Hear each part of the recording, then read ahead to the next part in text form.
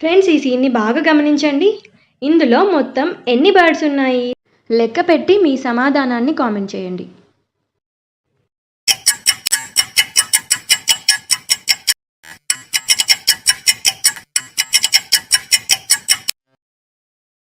ఇక్కడ మొత్తం 10 బర్డ్స్ ఉన్నాయి. నేను రౌండప్ చేసి చూపిస్తున్నాను. ఇక్కడ చూడండి, అక్కడ చెట్టు వెనకాల కూడా ఒక బర్డ్ ఉంది. మీరు కరెక్ట్గానే ఫైండ్ చేశారా? కామెంట్ చేయండి.